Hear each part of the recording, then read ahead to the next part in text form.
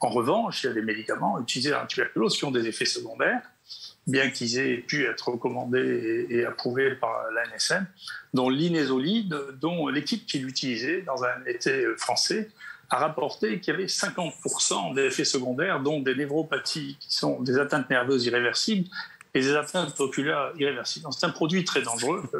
Nous, on avait utilisé il y a quelques années, il y a une dizaine d'années, en se rendant compte que c'est un médicament extrêmement dangereux qu'il ne faut pas utiliser. Et même le traitement de base de la tuberculose, qui est la rifampicine, dans 5%, crée des effets secondaires graves. Donc, voilà globalement le tableau des antituberculeux.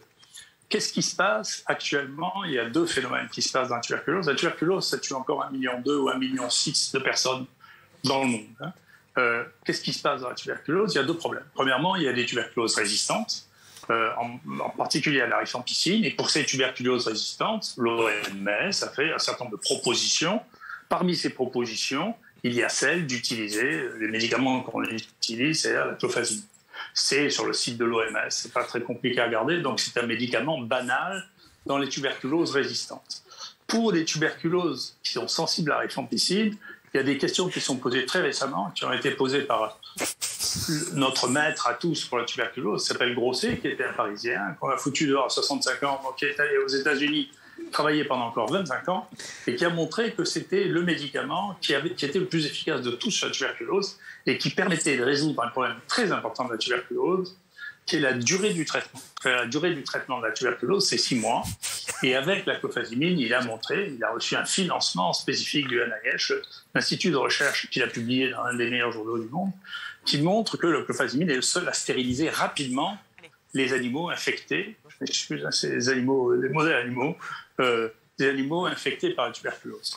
Donc, on s'est posé la question, nous, de savoir, puisque alors, pour la clofazimine dans la tuberculose résistante, il y a eu plus de 6000 personnes qui ont des cas publiés dans la littérature, venant de 13 ou 14 pays différents.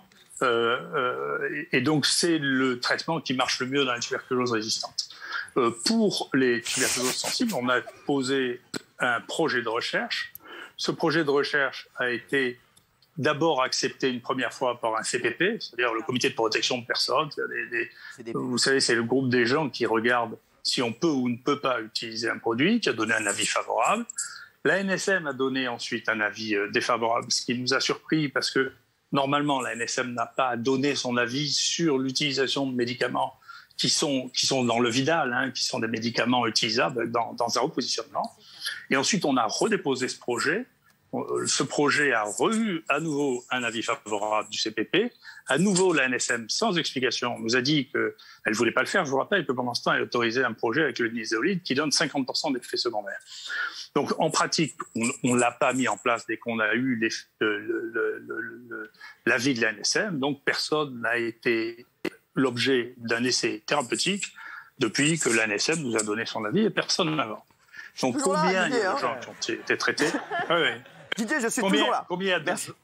Oui.